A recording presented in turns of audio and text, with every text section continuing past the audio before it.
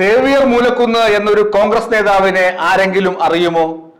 10 പേര് അറിയണമെങ്കിൽ അയാൾ തരൂരിനെ തന്തയ്ക്ക് വിളിക്കണം. അയാൾ തരൂരിനെ തന്തയ്ക്ക് വിളിച്ചു. രാഷ്ട്രീയ തന്തയില്ലായ്മയാണ് ശശി തരൂർ കാണിക്കുന്നത്. അയാൾക്ക് നട്ടലുണ്ടെങ്കിൽ കോൺഗ്രസിൽ നിൽക്കുക, കോൺഗ്രസിനെ വേണ്ടെങ്കിൽ പോടാ പുല്ലേ എന്നാണ് ആര് എഴുതിയത്? സേവിയർ മൂലക്കുന്നെന്ന ഒരു മണ്ഡലം പ്രസിഡന്റ്.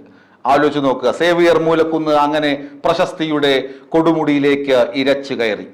സേവിയർ മൂലക്കുന്ന് കരുതി തരൂരിനെ വിമർശിച്ചു കഴിഞ്ഞാൽ മൂലക്കുന്ന് പറയുന്നതായിരിക്കും ദേശീയ നേതൃത്വവും കരുതുന്നത്. ദേശീയ നേതൃത്വം അടപടലം മലക്കം പറഞ്ഞു. രാഖി രാമായണം അവർ തരൂരിന് അനുമതി കൊടുക്കുകയും ചെയ്തു. അത് ഞാൻ നേരത്തെ സൂചിപ്പിച്ചിരുന്നുവല്ലോ.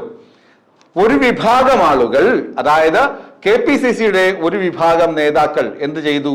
തരൂരിന് ഈ രാഷ്ട്രീയ സമിതിയുടെ വിദേശ രാജ്യങ്ങളിലേക്ക് ഓപ്പറേഷൻ സിന്ദൂറിന്റെ കാര്യങ്ങൾ വിശദീകരിക്കുവാൻ ശശി തരൂരിന് അവസരം ലഭിച്ചതിൽ സന്തോഷിച്ചുകൊണ്ട് വെൽക്കം മിസ്റ്റർ തരൂർ എന്ന് പറഞ്ഞ് ആഹ്ലാദം നടത്തിയപ്പോൾ സതീശനും കൂട്ടരും, അതായത് VD സതീശനും നമ്മുടെ ശശി തരൂരിനെ ഇഷ്ടമില്ലാത്ത ഒരു സംഘമുണ്ടല്ലോ, ശശി തരൂരിനെ ഒട്ടും ഇഷ്ടമില്ലാത്ത ഒരു കൂട്ടരുണ്ട്.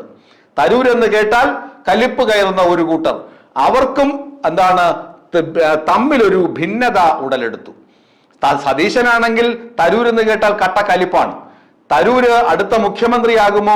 തരൂരിനെ കേരള ജനത ഇങ്ങനെ ഒന്നടങ്കം ഹൃദയത്തിലേറ്റ് നടന്നാൽ തന്റെ അവസ്ഥ എന്താകും എന്ന ഭയം VD സതീശനുണ്ട്. അതുപോലെ തന്നെ പല നേതാക്കൾക്കുമുണ്ട്.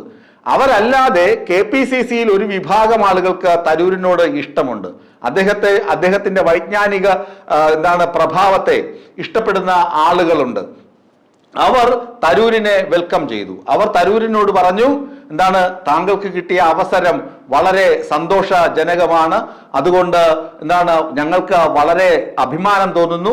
നിങ്ങളെ ഇങ്ങനെ ഒരു കാര്യം, കേന്ദ്രം ഇങ്ങനെ ഒരു വലിയ ദൗത്യം നിങ്ങളെ ഏൽപ്പിച്ചതിൽ ഞങ്ങൾക്ക് അതിയായ അഭിമാനമുണ്ട്. നിങ്ങൾക്ക് എല്ലാവിധ ഭാവുകങ്ങളും ഞങ്ങൾ നേരുന്നു എന്ന് KPCCയിലെ ഒരു വിഭാഗം ആളുകൾ അഭിനന്ദിച്ചു, അഭിവാദ്യമർപ്പിച്ചു. അപ്പോഴുണ്ടടാ KPCCയിലെ പുങ്കവന്മാർ, പുലികൾ, ഒരു വിഭാഗം വലിയ നേതാക്കൾ പറയുന്നു. എന്താണ് പറയുന്നത്? തരൂരിനെ അഭിനന്ദിക്കാൻ പാടില്ല. തരൂരിന് ദേശീയ നേതാക്കളുടെ സർട്ടിഫിക്കറ്റ് ഇതുവരെ ലഭിച്ചിട്ടില്ല. ദേശീയ നേതാക്കൾ ഹൈക്കമാൻഡിന്റെ അനുമതിയോടുകൂടിയല്ല തരൂരിനെ കേന്ദ്രം ആ സമിതിയിൽ എടുത്തു വച്ചിട്ടുള്ളത്, സമിതിയുടെ അധ്യക്ഷനാക്കി വച്ചിട്ടുള്ളത്. അതുകൊണ്ട് നിങ്ങളുടെ ഈ അഭിനന്ദനവും നിങ്ങളുടെ ഈ വെൽക്കം നോട്ടും ഒക്കെ ഉടനെ പിൻവലിക്കണം. ദാണ്ട കിടക്കണം. എങ്ങനെ ഇരിക്കുന്ന കാര്യങ്ങൾ? തീർന്നില്ലേ? KPCC 2 തട്ടിൽ. KPCC 2 തട്ടിൽ വീണിതല്ലോ കിടക്കുന്നു ധരണിയിൽ ശോണിതവും അണിഞ്ഞയ്യോ ശിവശിവ എന്ന് പറഞ്ഞ് KPCC നേതാക്കളും 2 തട്ടിലായി. തരൂർ എന്ത് പറയാൻ? തരൂർ പറഞ്ഞു, തനിക്ക് അഭിമാനമാണ് തന്റെ രാജ്യത്തെക്കുറിച്ച്. തന്റെ രാജ്യത്തിനെതിരെ ശത്രു രാജ്യം നടത്തിയ നീക്കങ്ങൾക്ക് കനത്ത ചെറുത്തുനിൽപ്പ് നൽകുകയും അവരുടെ പാളയങ്ങളിൽ ശക്തിയായ കടന്നുകയറ്റം നടത്തി അവരുടെ വ്യോമതാവളങ്ങളിൽ ആക്രമണം നടത്തുകയും ചെയ്ത ഓപ്പറേഷൻ സിന്ദൂറിനെ കുറിച്ച് മറ്റ് രാജ്യങ്ങളിൽ പോയി വിശദീകരിക്കുവാൻ എനിക്ക് കിട്ടിയ അവസരം ഒരു ഇന്ത്യൻ പൗരൻ എന്ന നിലയിൽ ഞാൻ വിനിയോഗിക്കും. അത് ഞാൻ അഭിമാനത്തോടു കൂടി സ്വീകരിക്കുന്നുവെന്ന് തരൂർ പറയുകയും ചെയ്തു.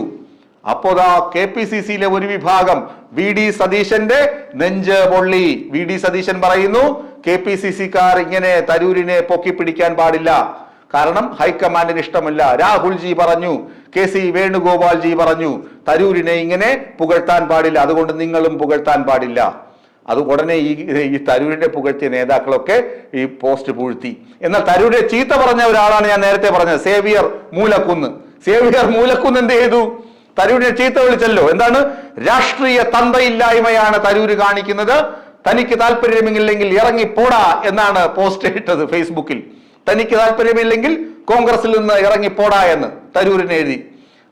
അപ്പോഴേക്കുമാണ് ഹൈക്കമാൻഡ് രാഖി രാമായണം മലക്കം പറഞ്ഞ്, ഞാൻ ആദ്യം സൂചിപ്പിച്ചല്ലോ, രാഖി രാമായണം മലക്കം പറഞ്ഞ്, അതായത് ജയറാം രമേശ് എന്ന ഒരു വക്താവുണ്ട് കോൺഗ്രസിന്, നിങ്ങൾക്കെല്ലാം അറിയാമല്ലോ. ജയറാം രമേശാണ് ലിസ്റ്റൊക്കെ കൊടുത്തത്. ഇഷ്ടക്കാരായ 4 പേരുടെ ലിസ്റ്റ് കൊടുത്തു. കേന്ദ്രം അതെടുത്ത് ചവറ്റുകൊട്ടയിൽ എറിഞ്ഞിട്ടാണ് തരൂരിന്റെ പേര് വെച്ചത്. ആ 4 പേരുടെ ലിസ്റ്റ് എടുത്ത് ചവറ്റുകൊട്ടയിൽ എറിഞ്ഞു. എന്നിട്ട് തരൂരിന്റെ പേര് വെച്ചു. തരൂരിന്റെ പേര് വെച്ചപ്പോൾ ജയറാം രമേശ് ഒന്ന് കുലുങ്ങി. എന്നിട്ട് പറഞ്ഞു, തരൂര് ഞങ്ങൾ കൊടുത്ത ലിസ്റ്റിലുള്ള ആളല്ല, നിങ്ങൾ കോൺഗ്രസിനെ അവഗണിച്ചു, കോൺഗ്രസിന്റെ താല്പര്യങ്ങൾ അവഗണിച്ചു, അതുകൊണ്ട് തരൂരിനെ ഞങ്ങൾ അവഗണിക്കുന്നു എന്നൊക്കെ പറഞ്ഞെങ്കിലും ഏറ്റവും ഒടുവിൽ മനസ്സിലാക്കി ബീഹാർ തെരഞ്ഞെടുപ്പ് ഇങ്ങെത്താൻ പോകുന്നു. തരൂരാണെങ്കിലോ എല്ലാവരുടെയും ഇഷ്ടക്കാരൻ, തരൂരിനെ പിന്തുണച്ചില്ലെങ്കിൽ ആകെ പണിപാളും, അതുകൊണ്ട് പിന്നെ ഒടുവിൽ സമ്മതിച്ചു. ഈ സമ്മതമൊക്കെ അറിഞ്ഞു ഹൈക്കമാൻഡ് ശശി തരൂരിന് പിന്തുണ കൊടുത്തു.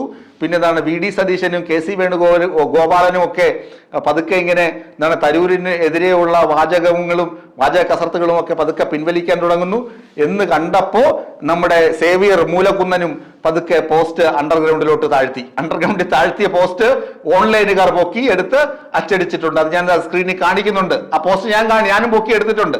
ഞാനത് കാണിക്കുന്നുണ്ട്. ഈ മൂലക്കുന്നന്റെ ഒക്കെ എഴുത്ത് ലോകം അറിയണമല്ലോ, മൂലക്കുന്നനെയും ലോകം അറിയണമല്ലോ, തരൂർ ആരാണെന്ന് എങ്കിലും മൂലക്കുന്നൻ അറിയണമല്ലോ. ഇങ്ങനെ നോക്കുമ്പോൾ തരൂരിന്റെ പേരിൽ KPCCയും രണ്ട് തട്ടിലാണ്. എന്തിനാണ് സതീശൻജി തരൂർജിയെ ഇങ്ങനെ ഭയക്കുന്നത് എന്ന് ഇനിയും വ്യക്തമായിട്ടില്ല. ഏതായാലും ശശി തരൂര് ഇവിടെ മുഖ്യമന്ത്രി കസേരയ്ക്ക് വന്ന് കടിപിടി കൂടുമെന്നൊന്നും തോന്നുന്നില്ല. അഥവാ മുഖ്യമന്ത്രിയാകാൻ കേരളത്തിൽ ഒരു കോൺഗ്രസ്സുകാരന് യോഗ്യതയുണ്ടെങ്കിൽ അത് ശശി തരൂരിന് തന്നെയാണെന്ന് വിശ്വസിക്കുന്നവരാണ് കേരളത്തിലെ കോൺഗ്രസ് അനുഭാവികളും കേരളത്തിലെ ജനാധിപത്യ വിശ്വാസികളിലും. അതായത് കേരളത്തിലെ കോൺഗ്രസ്സുകാരിൽ ആർക്കെങ്കിലും മുഖ്യമന്ത്രിയാകാൻ യോഗ്യതയുണ്ടെങ്കിൽ അതിൽ പ്രമുഖ സ്ഥാനം ശശി തരൂരാണെന്ന് വിശ്വസിക്കുന്നവരാണ് കേരളത്തിലെ ഒരു 90% മലയാളികളും എന്ന കാര്യം പച്ച പരമാർത്ഥമാണ്. ഒരു അഭിപ്രായ സർവേ നടത്തിയാൽ അത് വ്യക്തമാവുകയും ചെയ്യും. അത് സതീശന് അറിയാം. അതുകൊണ്ടാണ് സതീശന് ഈ നെഞ്ചിടിപ്പ്.